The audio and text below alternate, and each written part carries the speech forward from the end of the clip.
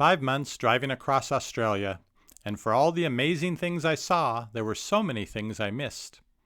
One little mention in a travel brochure led me to a very minor, out-of-the-way place that ended up being one of the great memories of my trip. It was many miles down a dirt, corrugated road, but that describes just about every place in Australia.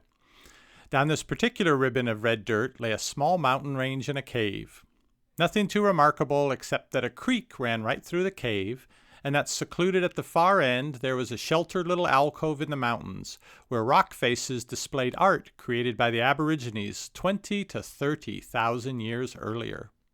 So that was the goal and the challenge, to traverse a pitch-black cave filled with water and bats in order to stand where those Aborigines stood so many lifetimes ago, painting on a rock wall.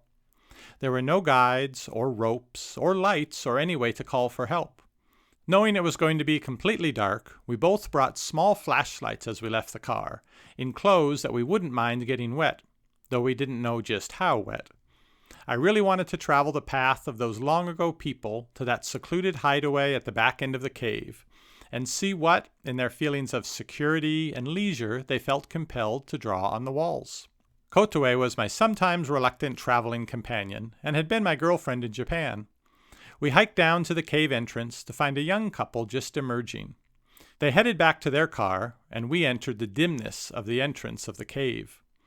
The water flowing out of the entrance was only about ankle deep and moved leisurely over a wide expanse of gravel. That didn't seem so bad. But as we walked further inside the mountain, and the late afternoon sun became an orange nightlight in the distance, we saw a very dark, very impenetrable, and possibly bottomless pool of water.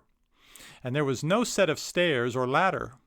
We both had our flashlights on and looked very carefully for an easy way into that mysterious pond. We realized we were just going to have to climb to the edge, turn around, and lower ourselves into the inky blackness. We realized, too, that if we both kept using our small flashlights, we might well use up the batteries in both and be left in the dark. So Kotoway turned her light off and put it away. I used my light to illuminate the edge of the pool as we grasped onto mud with our hands and dropped backwards into the cool water. The wet darkness came to just above my waist, which meant it was up to her chest. As I let go of the mud and took a tentative step out into the pool, the mud on my hands caused the flashlight to slip out, and with a plunk rather than a splash, instantly turn off and sink to the bottom.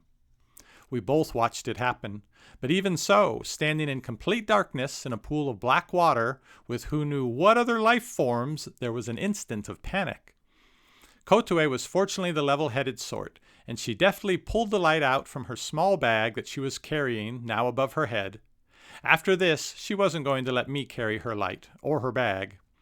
With one hand above her head, keeping the bag dry, and the other out in front, a few inches above the water, she led the way, and I followed. Fortunately, the water was deepest where we started, and it eased up as we moved further into the cave. The only sound, our sloshing, and the lapping of the ripples we created as they rebounded from the rocky edge. The whole length of the cave was less than 1 kilometer, and halfway along its length, part of the ceiling had collapsed and let in a brief respite of light.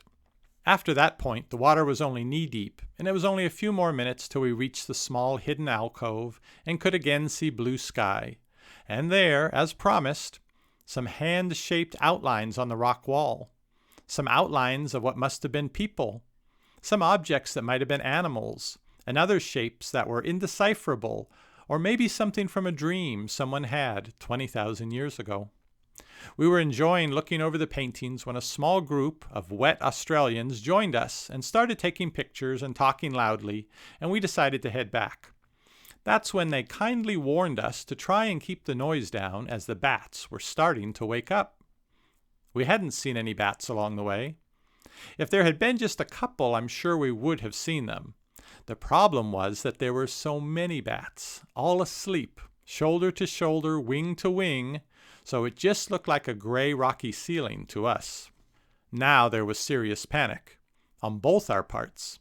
But I had to be the brave one, because Kotoway had a thing about birds or any flying creature getting in her hair.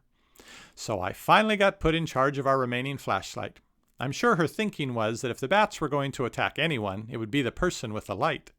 Up until the spot where the roof collapsed, everything was fine. But when we looked up at the small lighted opening, we could see a few bats now, fluttering lazily around. I could almost hear the stress in each of Kotoe's breaths through her clenched teeth. As we got back towards the deep water, the ceiling angled down closer, and in the small beam of the flashlight it was apparent that the gray rock ceiling we saw on our way in was now rustling and fidgeting. My worst fear was that some sound or mysterious bat signal would set all the thousands of bats to flying at the same time. I didn't think Kotoe would be able to survive that without running blindly and screaming, so we stayed very quiet. I kept the light just on the water, and when a few bats did come flapping by us, headed for the hole in the collapsed ceiling, I could hear Kotoe whimper as they fluttered past. We kept moving. The longer we took, the more bats that would take flight. We got to the room of the dark pool, and there were a few people just getting into the water. We told them about the bats, but they didn't seem too concerned, and they headed off to meet their fate. We scrambled up the muddy edge of the pool, and as the distant orange nightlight became a room light, and finally an open window to a darkening sky and an impending sunset, we sat on a bench outside the cave and caught our breath. We had assumed that nothing lived in the dark waters of the cave. Of course, one's imagination will fill that kind of darkness with any manner of creature, but somehow we assumed that in reality we were alone in the pool.